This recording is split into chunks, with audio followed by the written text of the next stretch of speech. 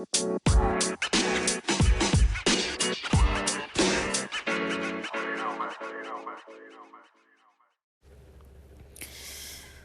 guys, welcome back to the podcast, Back to Game and Compute. I am going to try to do a project this week. I don't know how many days I can do it. I think I'm gonna start the planning today. It's Sunday, May 7th, 2023. Today would be as good a day as any to kind of start the plans rolling up. So I want to do this project of, shooting to make $100 a day in a non-scammy way. I'm gonna fill you in more if you listen to the daily update, but my car is out of commission, or it might be out of commission. I don't really fully know, honestly. It might be fine, but it might not be fine. So I'm going to use the opportunity of being kind of stuck home for a little bit to be a little productive and hopefully work on this little project of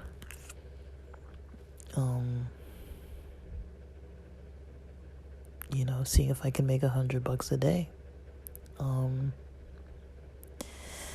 I've got a plan in place. I've talked about different side hustles and such before, so this one isn't really any different, and I do want to record the process.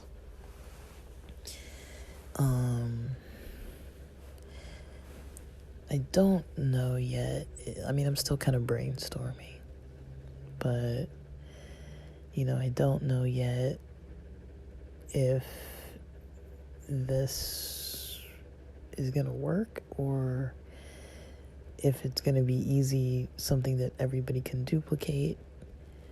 I just want to try and do it because I need a distraction, and I need a distraction that's productive.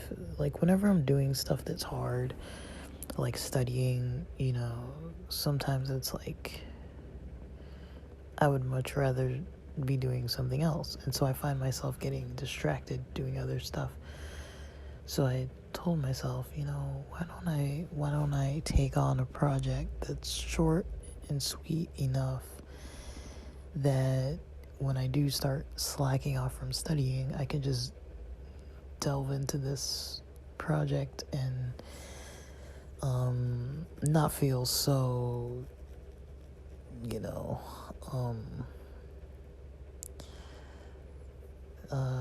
like I got nothing out of the process of avoiding studying. Like, I'm not quite procrastinating. I'll explain more, but I am a little bit ill, slightly. I think ill is too strong of a word, even. I have a little bit of a bug.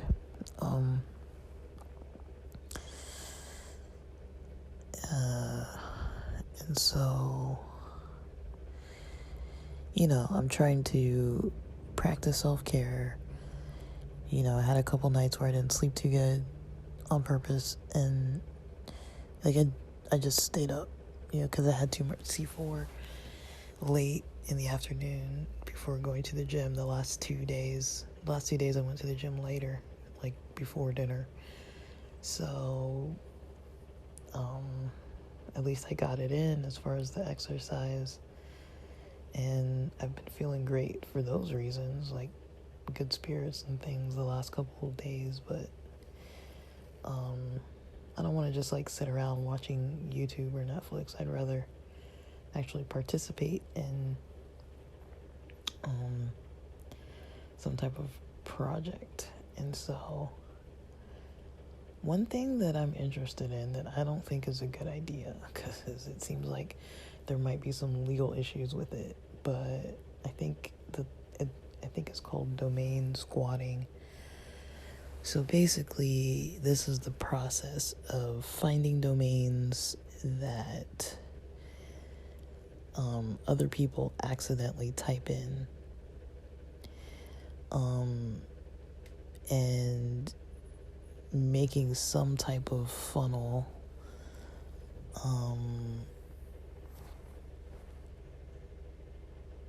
like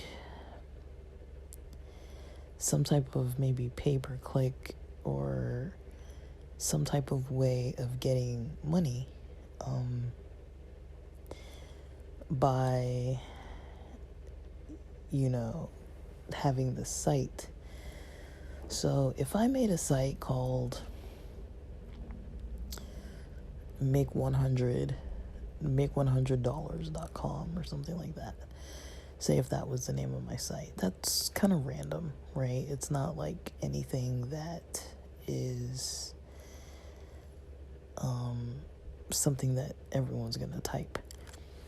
But if you think about things trending right now, or things that are topics that people might be typing in, the example I saw somebody use was an example for ChatGPT. I've even heard people, like, I'm not trying to make fun of them, but I've even heard people say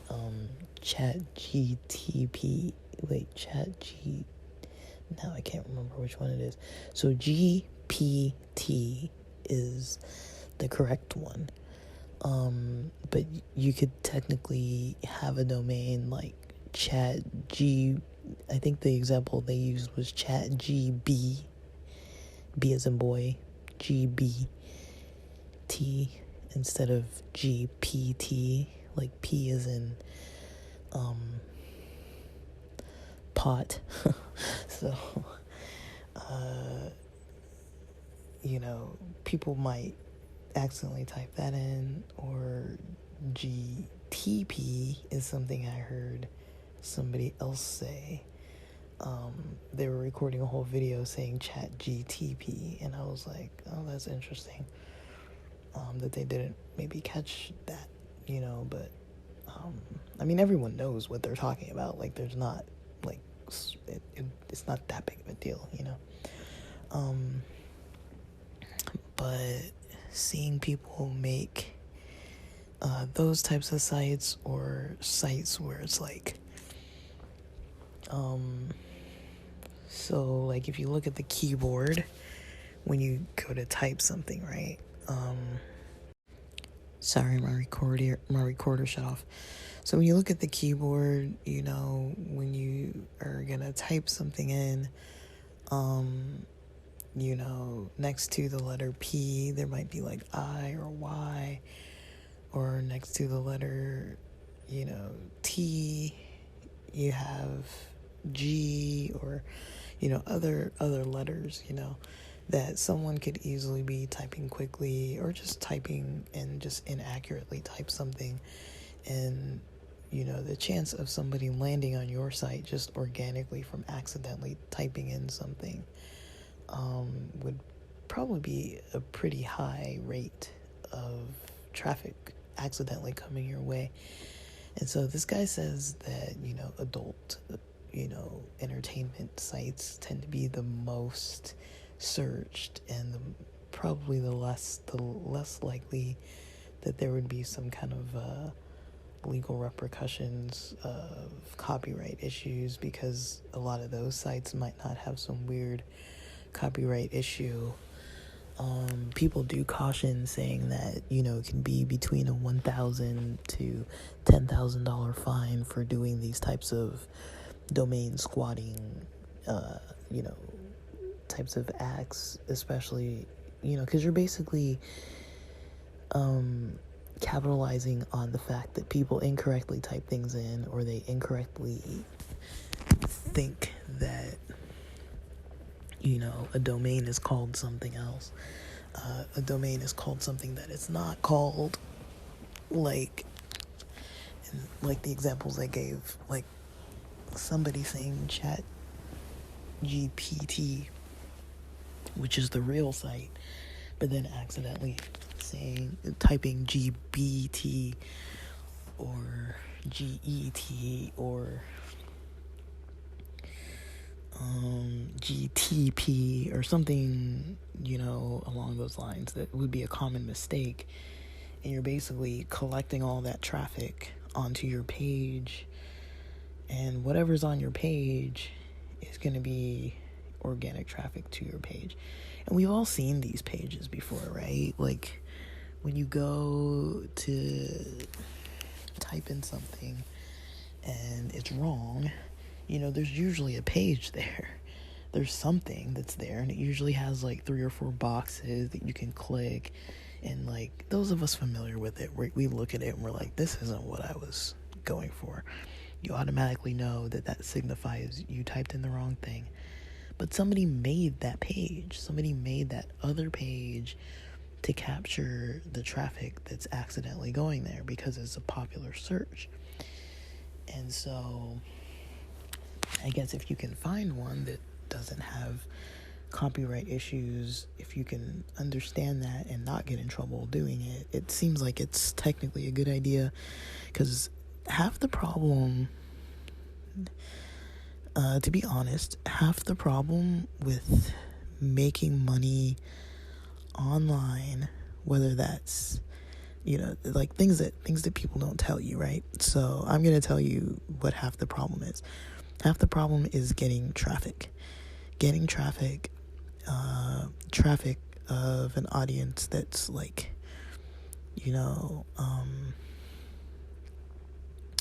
interested in whatever the niche is of your website, right? So you can make a store that's very good, and it can be an online store selling like the most popular item on the market right now. But if your domain name is weird and people don't know to search it because they don't know you exist, like say for example, I'm just going to make something up. Say for example, there's a product on the market right now that got really, really popular. Say there's like a candle that some celebrity hyped it up, Tom Cruise or something, I don't know. And they found out that, hey, when I light this candle for an hour every day, my memory just suddenly improves, like significantly for the next like 8 hours or whatever. Like so many people would want this thing, and say it goes viral and everyone's looking for them. They're out of stock everywhere. They're hard to get. But say it becomes as popular as something like a fidget spinner or something like that. Like, there's always like some item on the market that's like really popular, even if it's temporarily popular, but it's something really popular that everybody's kind of interested in buying, right? Like if this candle is like the most popular item on the market right now, as popular as fidget spinners or Beanie Babies used to be or something like that, if this candle is so popular and you have a domain name called braceletsandnecklaces.com, nobody's gonna know that you have access to this product and you can sell it. Like say you live across the street from a mom and pop shop that just happens to supply these things, and you have access to a cheap version that you can resell online really easily, but your domain name has nothing to do with these candles.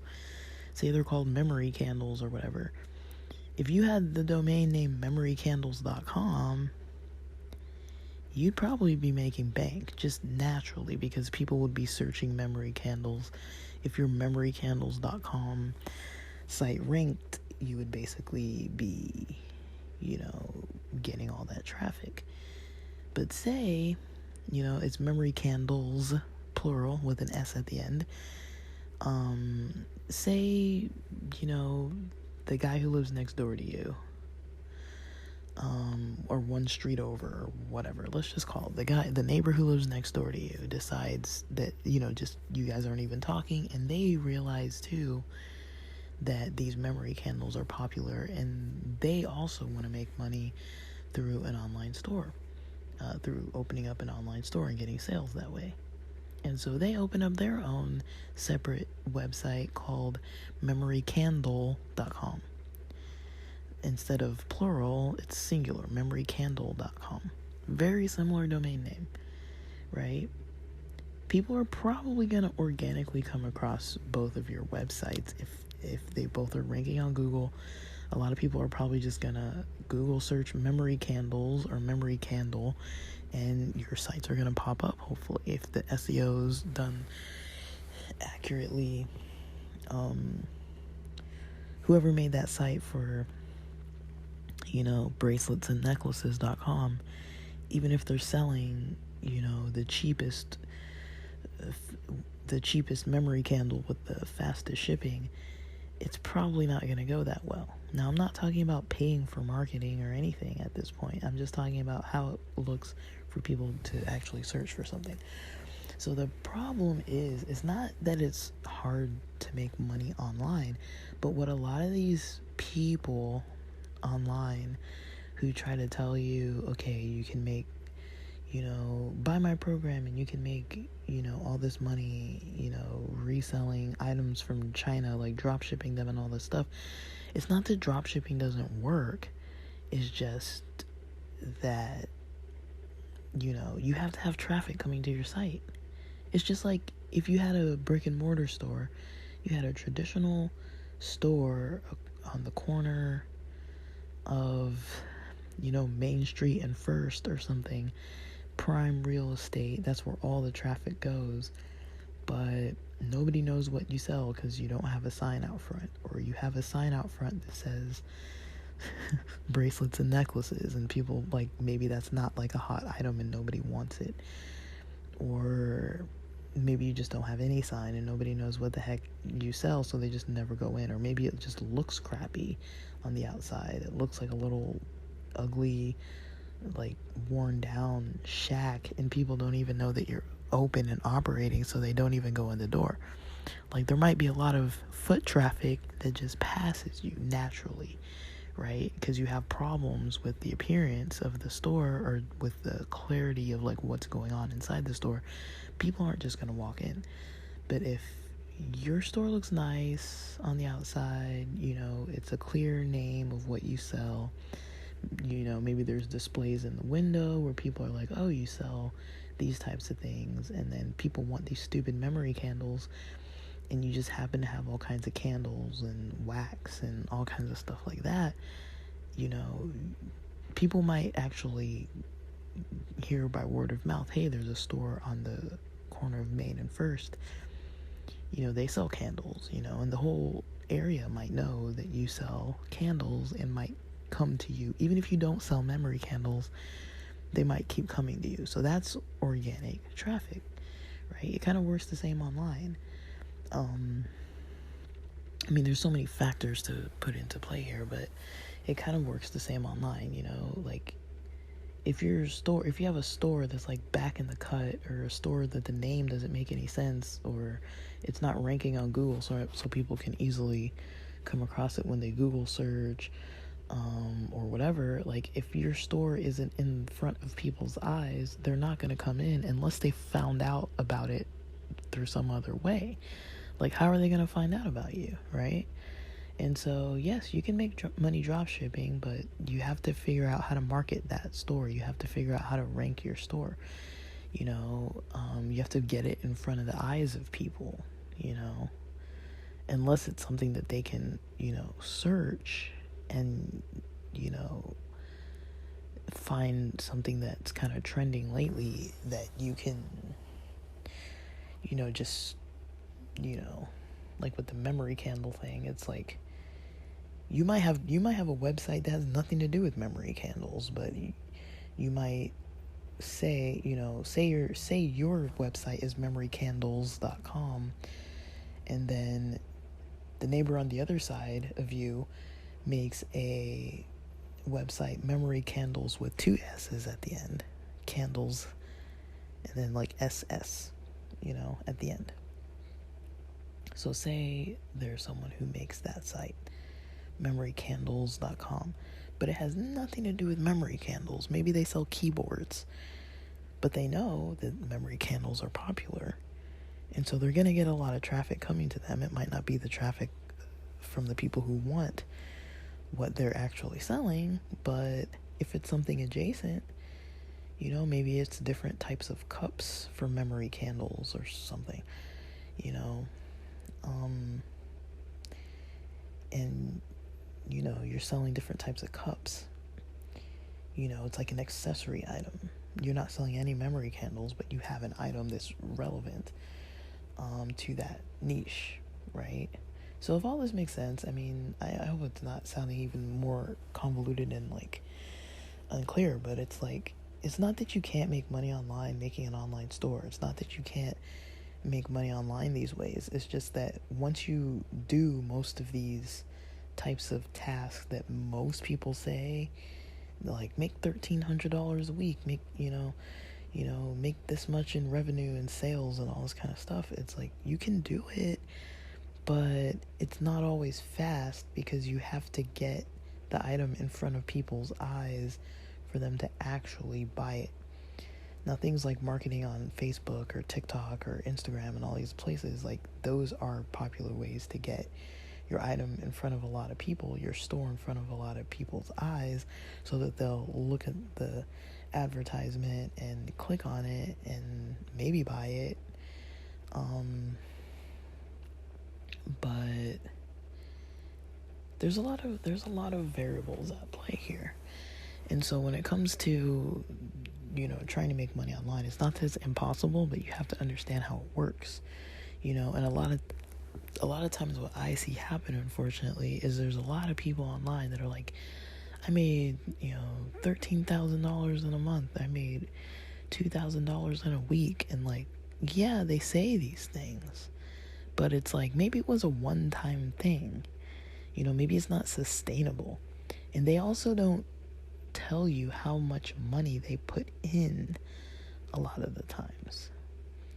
They're not saying like, yeah, I made $13,000 this month, but I spent $20,000, and I didn't even break even. That's not profit. So they might not be honest about their expenses and things like that. Or you'll see people who do actually do the whole drop shipping steps, and they're actually able to sell an item. Maybe it's a single item store, who knows, but they're able to sell an item and things go well, and who knows if it's sustainable. Maybe it is, maybe it isn't. But there's often a lot of times information missing. I follow a lot of these types of website, a lot of these types of YouTube channels, like, they're kind of schemy, like they get rich quick kind of things, where it's like, you don't have to put in any work, just put a domain name up and slap in like a Shopify, put it on the Shopify store and post a picture of an item, and people are just gonna magically show up on your site's virtual doorstep and just be knocking at the door and buying all your stuff, and you're gonna get rich that way. It's like, that's not usually how it happens unless you really have a product or a service that's that good. The internet is often so saturated with so many different types of things that it's gonna be hard to just like make money like that. So be careful, like when you look at these types of sites that tell you, you're gonna make this much money so fast, you got to think about, okay, does this require me to have to get a lot of traffic? And that's kind of something about the domain squatting type of area, that it's like, well, you're kind of already getting traffic. You're kind of already getting traffic because people are mistakenly typing in your website, and they're making mistakes and they're coming on your website, and then they see your website, and then there might be something on there that they might click. So that's a whole different ball game from other types of sites where you actually have something that you do legitimately want to sell or whatever it may be. Even affiliate marketing, it's like affiliate marketing is not hard necessarily. I mean, if you know your target audience and you're out there like kind of like doing like the social media marketing, and you're actually like, I'm not saying like spamming people your affiliate links, but it's like sometimes that is a solution, sometimes that does help people. And so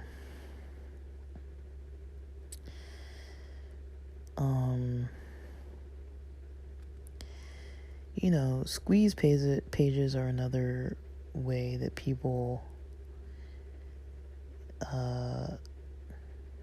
can make money. I mean, there are a lot of ways you can make money online, but you have to be diligent. You have to be able to test and retest and repeat and figure out a method that actually works for whatever it is you're trying to do. So definitely, pay attention to a lot of those like get rich quick types of things about how much you can make per day or per month or per week. Pay attention to those, and when you watch them, ask yourself, okay, what is the process going to be like getting traffic to this site? That's the first question I would say you want to try to ask yourself. Because you can set up the nicest site on the face of the planet and not be able to market that site. Like, you have to know the skills to do the marketing or pay somebody to do the marketing. It's not always free. People want to be like, oh, I had no money and I made all this stuff work. It's like, really? Did you? It's like you probably did something that had to do with SEO. You probably did something that had to do with ranking in Google. You probably had a lot of different backlinks and a whole bunch of other stuff going on.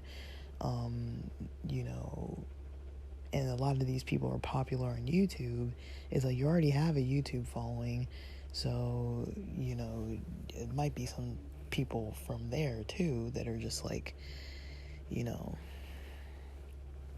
like it's definitely a game, and it's definitely possible. Like, I'm not trying to like discourage people. It's just I'm trying to provide a form of knowledge and information to explain, you can make money online, you can make money daily, but how to go about doing it isn't always the same as they say on all those get rich quick sites. A lot of times they make it seem like, oh, you're gonna get rich quick, and it's like they just don't tell you any of those other details.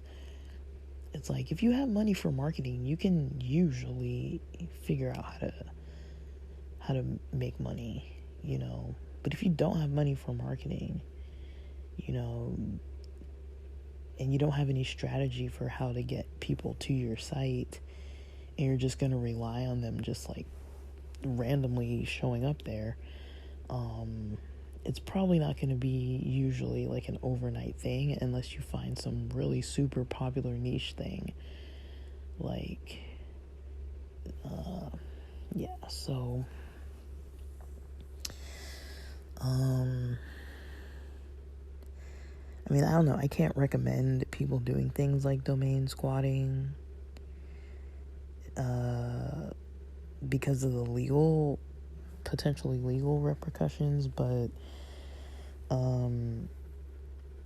it does seem like a low barrier to entry and maybe like potentially a faster process than having to wait to rank on Google, or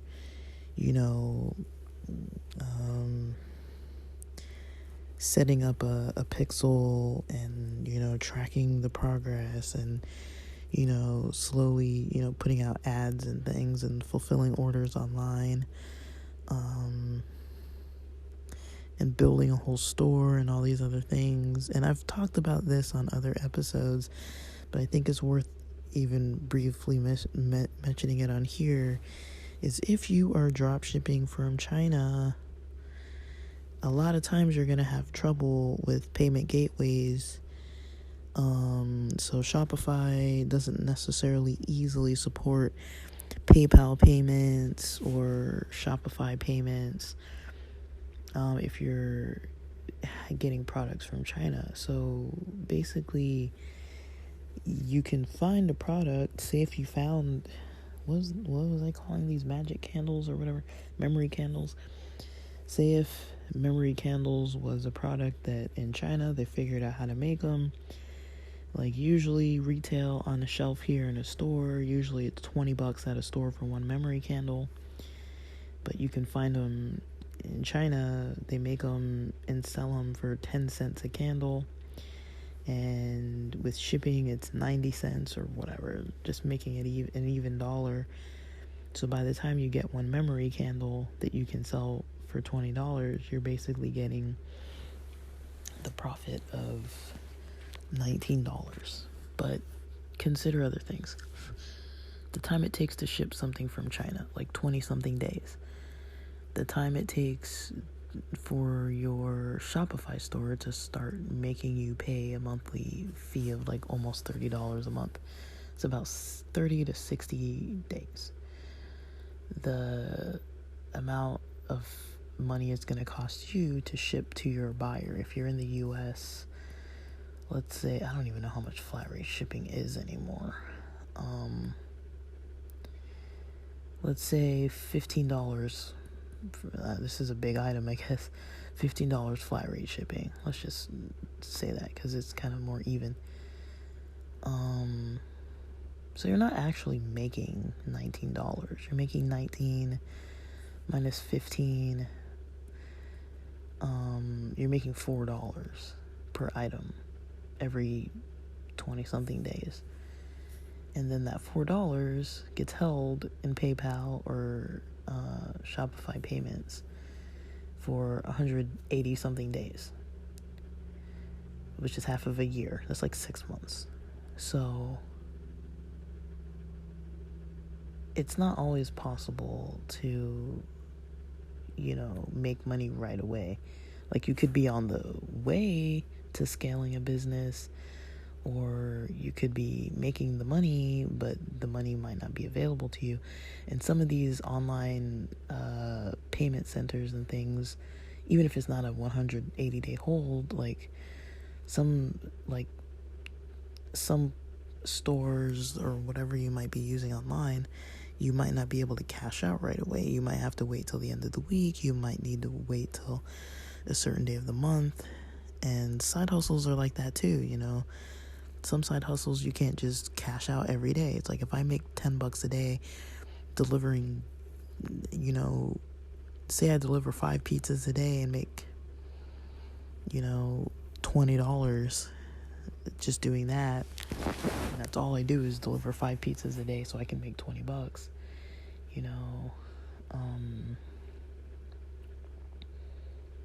It might not always be what I think, it might not be such a predictable process, like I can make the $20, but maybe it's not cash, like maybe it's through some app or something. I don't know, I'm like trying to make stuff up off the top of my head now, but like say I work for a pizza delivery app and I have to deliver minimally 5 pizzas per day in my region. So I go pick them up from the store, go, drop them off at somebody's house, and it's already paid through the app, and I get paid $20 at the end of the day, and that money sits in my, account balance till maybe every Friday, or maybe every other Friday, or maybe the first Friday of the month, or maybe the first of the month, or maybe the 15th and the 30th of every month, or whatever. Like a lot of these types of apps, you can make money right away, but it's like you want to be, I try to be honest here, and it's like when you hear people say stuff like make this much money a day or make that much money in a week or whatever, it's like while you still might be making that much money, they might not be accounting for expenses. They might not be accounting for how much time it actually takes you to get access to your money. Like, if you make Kindle, like books on Kindle, ebooks on Kindle, not only Kindle, but ebooks on Amazon to sell, I believe it takes 60 days to get your money. And so it's like, yeah, you can be making 300 sales a month at a $10 profit per sale, but you're not going to see that $3,000 like tomorrow, you know what I mean? Like, it's going to take 60 days, so things like that. It's like, because a lot of times what happens is people want to make the money right away, and they get caught up in this whole project, and it's like they don't know all these little back details. But then strategically, YouTubers and other people don't want to tell you the back details because, that's not good. That's not, good clickbait, If it's like the honest way to make this much money, and then it's like, yeah, they'll be like, yeah, make $100 a day, but you put in like, 30 hours to make $100. It's like, okay, like, that's not no money, but it's still like a lot of time, like, that's a lot of time to be spending,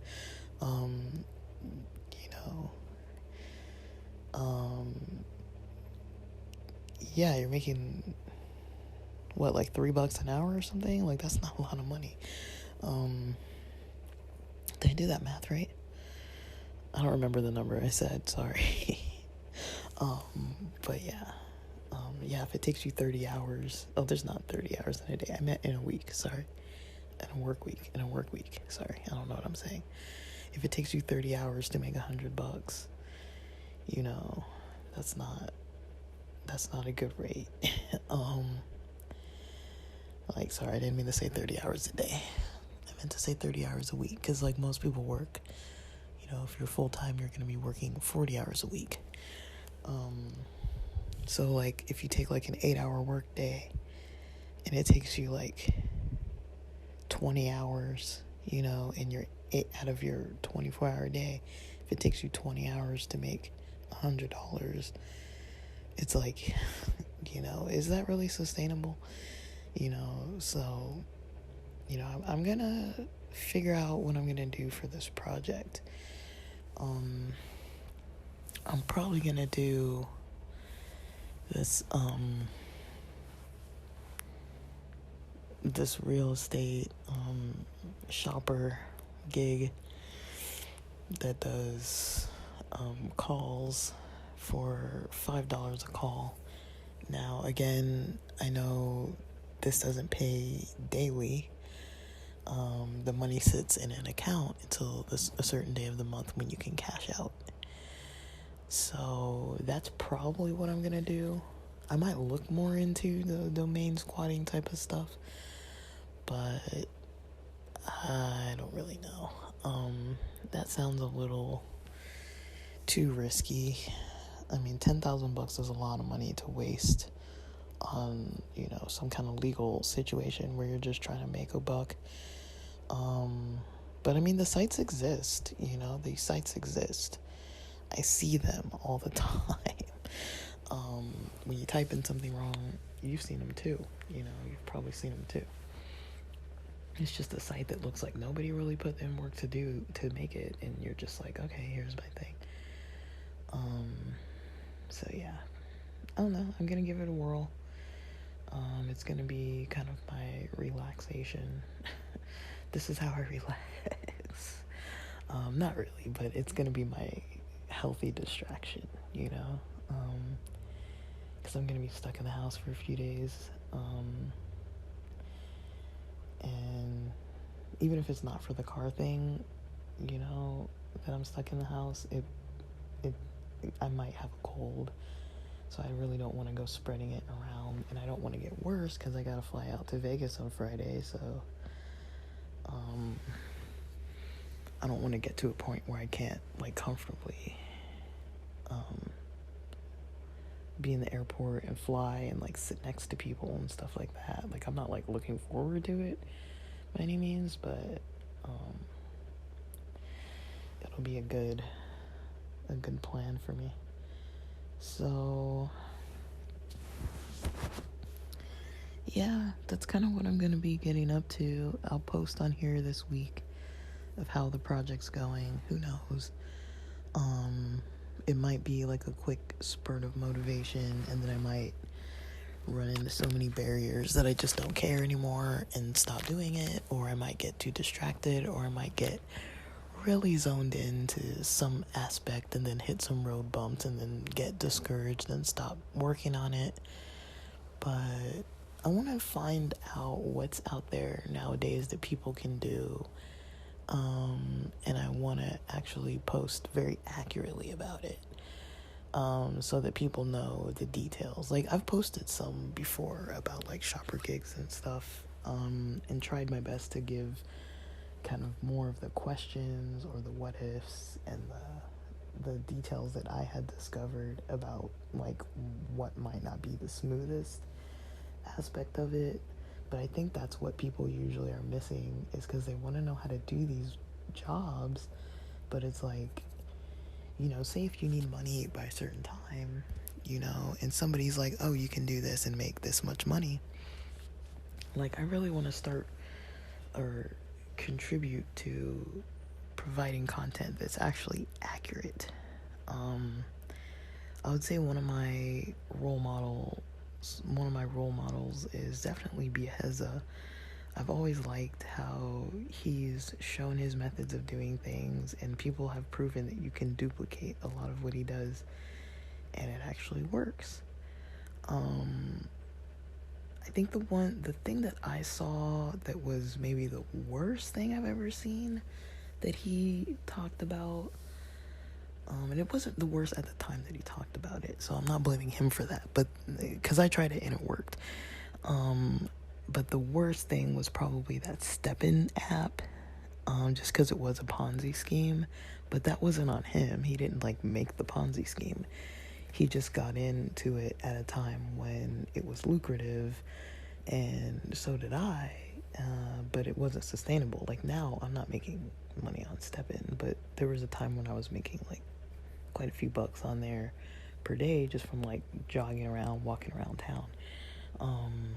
And it was easy because I was like, well, it kind of got me through got me outdoors, got me warmed up. And then from there, it's like once you've already been walking for like 10 minutes or jogging around for like 5 minutes or 10 minutes or whatever, you're not going to stop there and just go home and, you know, lounge around. You're probably going to do more. You're already out. So like, let's get the rest of this. Let's get the rest of the steps in, you know? So, that was mostly how I looked at things, was like, you know, because I'm very familiar with, you know, the scammy nature of clickbait and all that, you know. I try not to buy into it, even though I feel like a channel like this one, you know, a podcast like this one would do very well with using clickbait titles. Like, it's easy to do, you know, and when people are faced with, you know, some kind of an economic solution that seems to be quick enough, you know, it's easy to just be like, oh, make this much money fast, and then people are like, yes, you know, and then they click on it and they watch the thing and it's like, oh, that's not really what I thought it was gonna be, you know. So I'm interested, but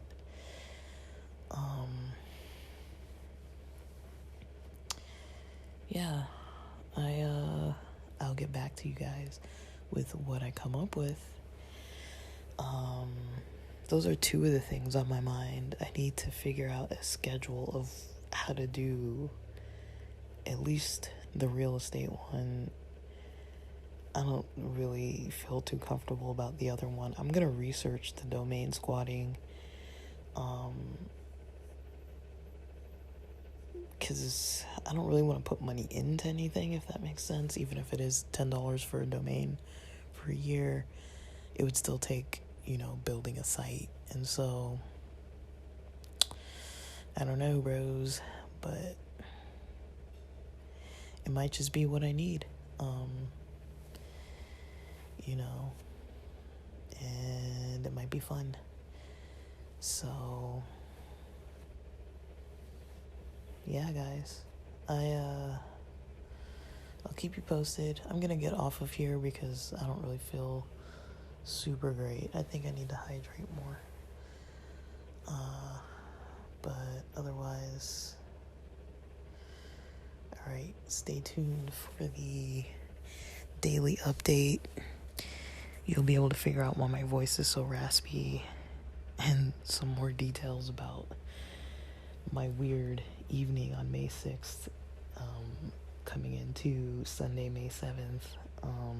Good times, guys. But I'm in good spirits. I feel rested. I feel pretty good, surprisingly. It's kind of been a while since I could kind of say that, but I do feel pretty good.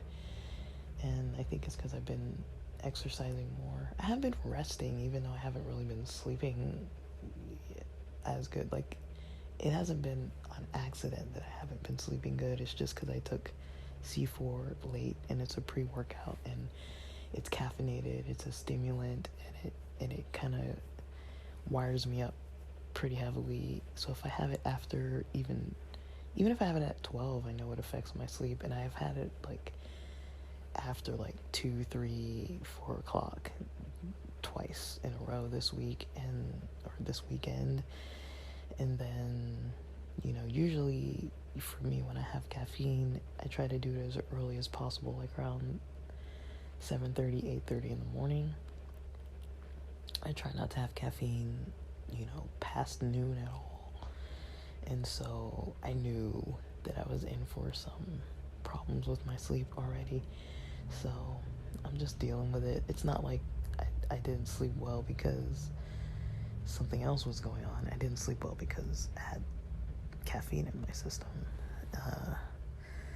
And that's my own fault. So, but I have been very well rested. So, like, other than the sleep, I've had a lot of good lounging time and things and relaxing. So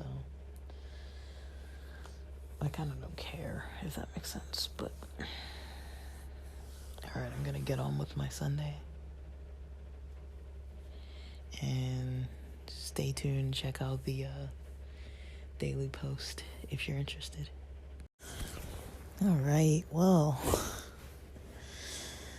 man, daily segment, May 7th, 2023, Sunday. It's bright and shiny and sunny where I'm at. I had a good day yesterday on the 6th. Finally got over to the gym. And then I had some weird car trouble. I was podcasting from just like some certain area down the street from the house before I got to the house. Like between the gym and the house pretty much. And I basically I don't know what happened, but the car was not operating properly. So I was ready to leave, kind of backed out of the parking space, and the car was kind of sputtering, seeming like it was going to stall. And when I put the car in drive to go forward, it was like sputter, and not really accelerating as quickly as it should have. And so I finally got it to sputter itself over into a parking spot to the left. So if that makes sense, like I was parked against a wall, like front of the car facing the wall in a parking spot, backed out to go forward. So I reversed and then was going to go forward, and then the car wasn't really driving properly, so I was able to get it to go, to turn to the left, and kind of like slowly was able to kind of like park it, because I was like, well, I don't want it to stall in the middle of this area in case I had to leave it for a while. I was like, I could probably leave the car here till like 10 p.m., 11, 12, maybe even overnight, honestly. Because other people park there, and I don't really know too good, like, what exactly was going on. But I was parked, I don't know if I was parked under a light or something like that. But the only odd thing, while I was podcasting is somebody, there's a car that's always covered with a tarp, and I think somebody lives in it or takes stuff to and from it or whatever. And since I go to that area a lot, there's always this lady, riding around on a bike. Like, doesn't really seem like she's specifically meeting anybody or doing anything. She just kind of circles around the lot a little bit. Usually has like headphones in, just kind of cruising around. She's usually there for like 30 minutes doing that. And so I was parked next to that car. I don't know if it's her car.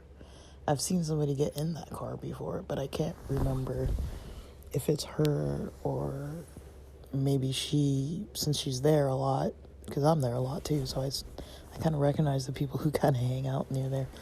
And, I've seen her before. She's probably seen me before, but like we don't like talk or anything. And I was parked next to that car. There's kind of just like a little bit of a like, you know how they put those little concrete islands with like, there's like either like dirt or like little plants like between every few parking stalls.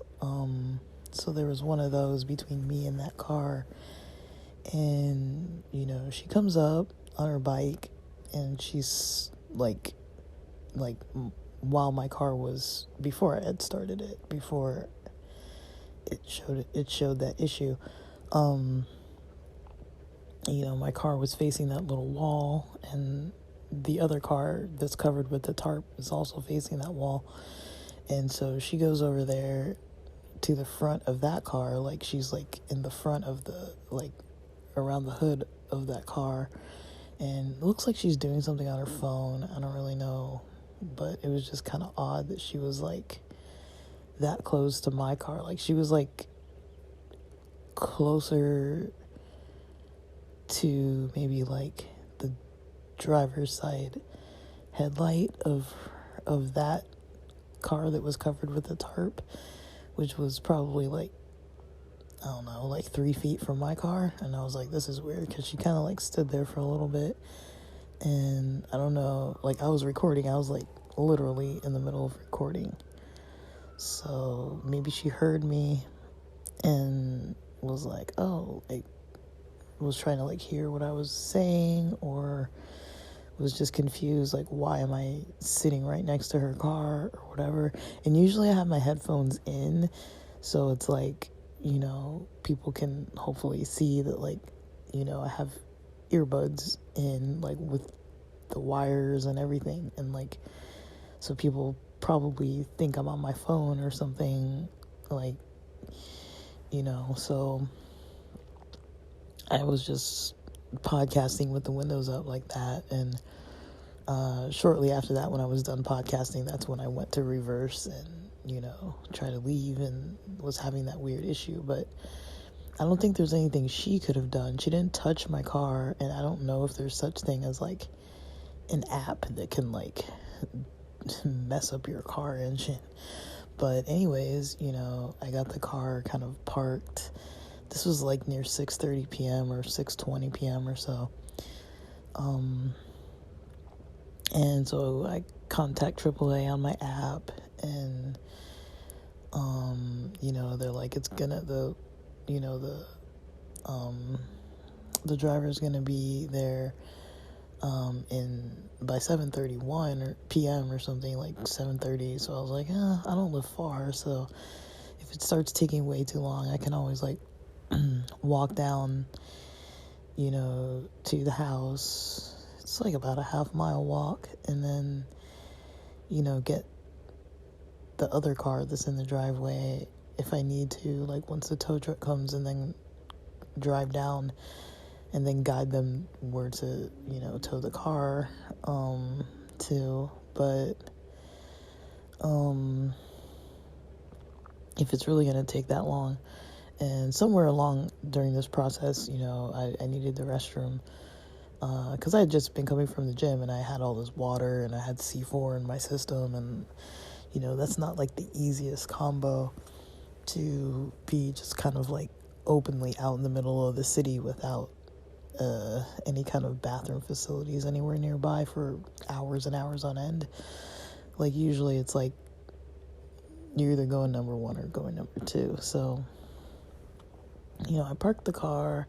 Well, the car's parked. I'm expecting to wait like an hour, so I'm like, I'll just set up for alerts, make sure my phone is turned with the volume on so I can hear any phone ringing. And then I just parked. I stayed parked, used the restroom, and I was expecting it to take an hour, maybe even 2 hours, because sometimes they screw up how long it's supposed to take, and all of a sudden it's like, oh, a driver's going to be there within 15 minutes, 10 minutes or something like that. And because I was just going to sit there and podcast, I was like, this sucks, but I'm like, whatever. Like, I'm close to home, and the car's parked. Like, that's as much as I can really do. Like, I'm not in the middle of the street. And so I kept trying to start the car, and it wouldn't really start. It was kind of doing that like whiny kind of noise where it just like never really ignites and starts. I tried it a couple times, and it just wouldn't start, so I just left it alone. And the tow truck comes, and I'm looking at the AAA app, and it says like the driver's 4 minutes away, like probably like two highway streets over from the highway near where I'm at. And so I'm like, I see a tow truck come in, but I'm like, I don't know if this is the right truck, but they come right, like I waved to them when they turned off of the highway into the lot where I'm parked, and they, like, basically I waved to them. I think they see me, and then they come over near my car, like with their big tow truck, it's a flatbed, and the driver seemed to just come by and then stayed for like 2-3 seconds, and then kind of starts driving off. And I was putting on my sweater, looking at this app, and it still said the driver was like far away. So I was kind of like, well, not far, but like about a mile away. So I was just kind of like, and it still kept saying 4 minutes, and I'm just kind of like, what the heck? So I didn't know if that was the right driver. And then when he starts driving away, I'm thinking, maybe he's doing something because he has to like turn around a certain way. And then I see him go back towards the highway, like he's driving in the lot back towards the highway. I'm like, oh shoot, he's gonna leave. And then my app wasn't showing anything anymore, and I was like, damn it. And so I come over to him, and he like as I'm walking towards him, because he's parked near the sign, there's those signs that tells you all the stores and the plaza and stuff. He's parked near that sign with the tow truck on, and trying to call me, and I'm just trying to take his call. And I see him talking, and I'm kind of waving. I'm like he's sitting there, he's not like moving anymore, but I thought he had left. I was like, damn it. Like maybe he didn't see me, or maybe I didn't come say hi fast enough or whatever. But I was confused. I was looking at this app because it had a little bit inaccurate information. So I was like, well, maybe that's not the right truck.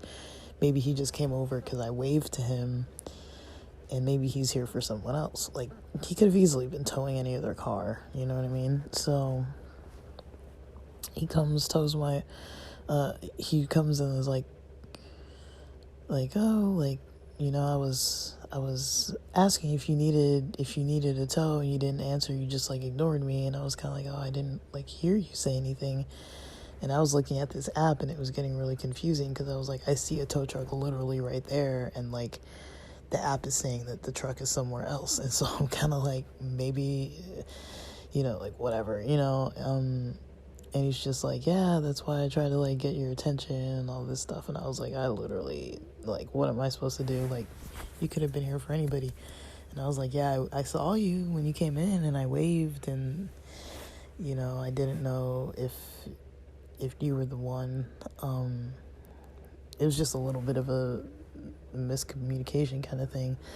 But he got over it. It didn't seem to be an issue. And then he's like, does the car start? And I'm like, kind of. Like, I don't really know. Like, so I go and I reverse the car, and, you know, it starts and it reverses, and he puts the flatbed down. I'm able to drive the car up. He locks it in, you know, puts the bed up, you know, drives me home, drops me off, drops off the car. I'm able to reverse the car. Well, using neutral, I just reverse the car off the bed, get it street side. I try to tip the guy, and he's like, nah, don't even worry about it. And like, he was off work, and, you know, he says that they shut off their devices and things at like 7 p.m. So that's kind of something good to know. I feel like I learn so much every time I have car trouble. But yeah, they said that they, you know, he said that he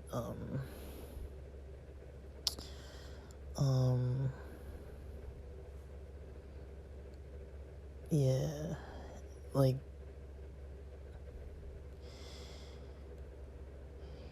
he kind of lets me, like, he basically just leaves, and that's the end of the situation. And then I'm able to just smoothly drive the car up into the driveway. And I'm like, okay, like, so then, you know, I turn it off and on quite a few times, and I'm like, there's no real issue. Like, it smells like there might be something heated up under the hood, but I haven't looked under there yet. And then it might be the spark plugs. That's kind of what it seems like, because the car has been, like, when it's in idle, it has been a little rumbly, but it's been like that for a pretty long time, like years. So I don't really pay that much attention to it, and like, so many people have looked at this car over time that, like, I kind of just assume, like, okay, it's had so many inspections, somebody would have caught something like that. I mean, the last time my car was in the shop was like January, so it's only been like barely 5 months, and there's already another issue now. But it might have been a temporary issue, it might not have been, but I just don't think I'm going to be driving it. I don't really want to pay to get any more work done to it, in all honesty. We have another car here that I can technically use if I need one.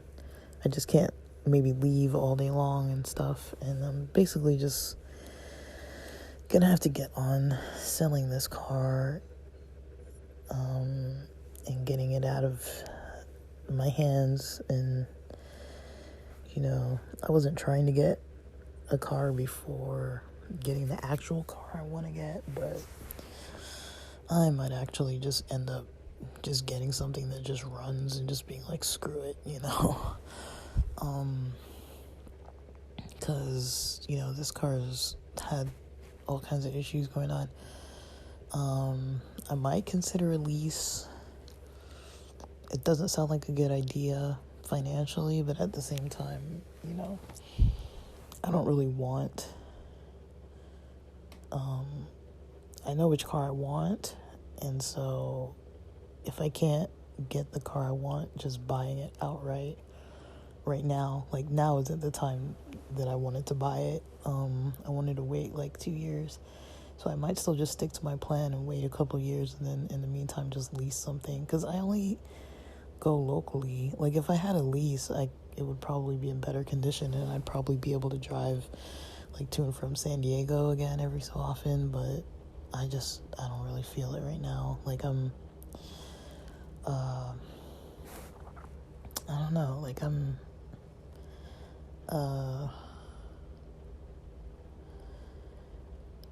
like, no, I really have no idea, honestly. And then, so I got home, studied till like 11:30 p.m. Started studying a little late because I had to eat dinner a little late after showering, because I, was doing the tow truck situation. And so I ate a little later than I had hoped to eat dinner, and, was watching Jewish matchmaking. I like Indian matchmaking, but I watched all of Jewish matchmaking over the course of this weekend, because I was like, it's a chill show, and there was only like 8 episodes, so I just watched it all. I finished the rest of it in between studying, and I started noticing my stomach doing this weird, like, gurgling thing, which it's like every so often I'm like, whatever, like, it's just gonna do what it's gonna do. And so I just assumed, maybe it was the protein shake. Maybe it was something else. I don't really know. But like I've mentioned, I've had a little bit of a cough ever since the other day. And my sinuses have been a little bit out of whack too, and I was blaming it on, somebody having burned something in the house that was like oil based, and so I feel like it screws up my sinuses. But I also don't really know. And yeah, this morning I was having some intestinal difficulties slightly. Like I woke up and I was like, I definitely need the bathroom, and I kind of have like my nose was feeling like, a little feathery, but that's not out of the norm for me. But yeah, it was happening last night too, now that I think of it. And I don't know, maybe I contracted a little something at the gym the other day. Like, I haven't been that many places this week that involved other people, but like being around other people, but I'm trying to think of where I've been.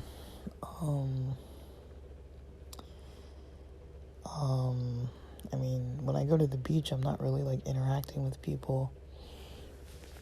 And I think I went to the coffee shop this week, but I think that was like Monday or something. I don't remember. Honestly, I might not have gone this week. I really don't remember. Maybe I did, maybe I didn't. The days kind of start to blend together, but I think Monday was the day I went to the coffee shop.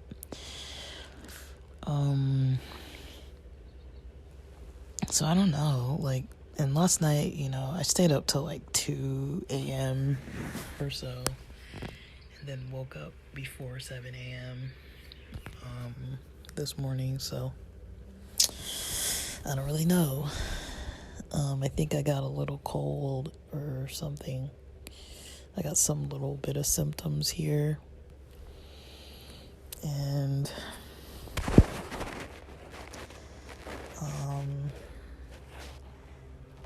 yeah, I'm gonna try to rest as I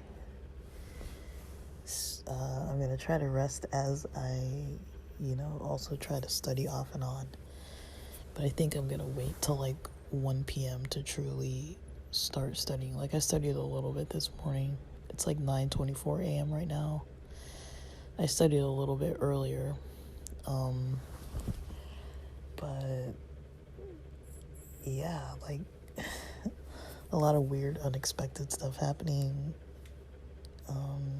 I feel good, like good spirits though. I feel like in good spirits, so at least I have that on my side. Like I don't feel like too irritated or anything.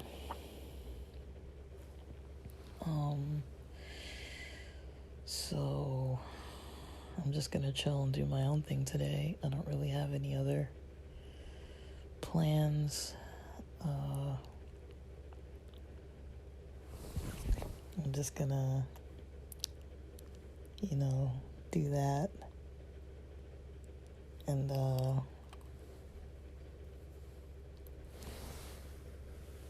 yeah.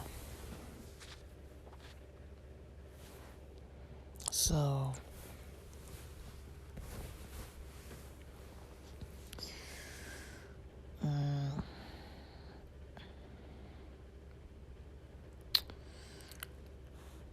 I don't really know. I don't really know.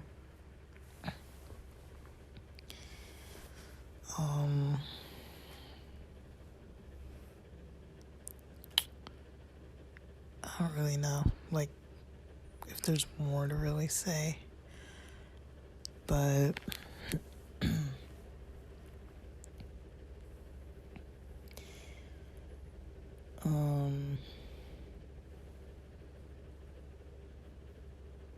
yeah, I'm gonna have to take it easy with my plans. Like, I wanted to hit my day pretty hard today, but I'm also gonna be kind of stuck in the house, so I don't know if I can really be going around town, and I don't want to be like going to the gym if I'm like a little bit sick and stuff. It might just be a cold. Like, I don't really know. At first I thought last night it was something I'd had for dinner. And I'd say yesterday my energy was pretty low, to be honest. Like even at the gym I was like, man, I feel kind of like tired, considering that I had like quite a bit of C4 and I had rested all day. I was still a little surprised that, I didn't really get much of a pump, and I was like, man, like when I was leaving I was like, I actually feel kind of tired. Like I felt good that I exercised, but I felt more tired than I usually feel after doing like 30 minutes of yoga and like maybe 40 minutes of like strength training, and I still wasn't like very energetic, and having caffeine in my system and having eaten and everything. Like it was just weird that I didn't feel that good. But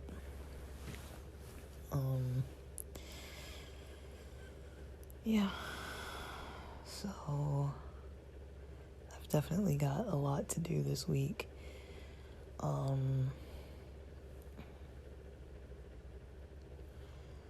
So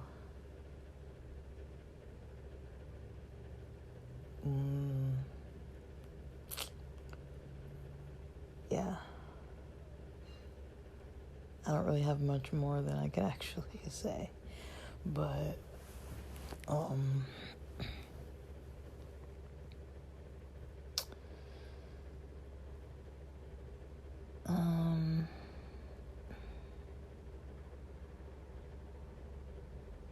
right. So yeah, I mean, I need to study. I need to get this exam out of the way, but I also need to rest. I can't like run myself ragged. So I'm gonna rest till this afternoon, study a little more. I still have all day today. Take a test Monday morning, see how that goes, keep studying, and hopefully knock this thing out by the end of the week. I hope I don't get more sick though, but I didn't sleep that good last night, to be honest, the last 2 nights, and so I don't want to push too hard and get myself kind of more ill. So I might just honestly just take a little nap.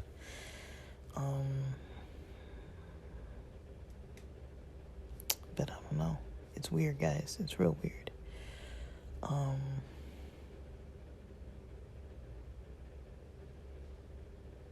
I'm not used to this. But I guess I don't feel like the worst I've ever felt. Like I still have energy and feel like motivated and positive. Like I'm not like depressed or down or anything like that. So I don't know. Maybe I got COVID again. I can't really tell. Like I really have no idea what's going on. But it's just weird. It's always like, things come in groups, so it's like, whenever there's some issue, there's always other issues surrounding it, and it's like, okay, like, I'm gonna be physically a little bit with a bug. I really don't feel that bad, though, but also because I haven't done anything. But I ate some oats. They seem to be staying down okay. I had some Pepto. I've got a very mild headache, but I'm also not, like, fully hydrated. So I don't really know what's up with me, but, there's a store across the street, so I guess if worse comes to worse and I need to go grab, like, Gatorade or something, I can go do that. I don't know, though. Like, I feel like I don't feel, knock on wood, I guess, but I feel like I don't feel that bad, like, I sound bad. I can tell my throat is weird, but it's kind of like whatever. Like, I'm just mentioning it because I notice that it's, a change that wasn't happening this time yesterday. And, I don't even want to be, like, complaining about it. It's a mild annoyance just to add to the list of things I have to deal with for this week. This was not in the plans on my end, but I might need to slow down, though, because I did spend the past couple nights, like, not sleeping good and staying up late, and I didn't eat, like, too healthy. I think I had McDonald's on, like, Thursday, and then, like, had some instant ramens a couple times this week, so I probably just need to, like, lay low. But yeah. Alright. So, with that, thank you for listening.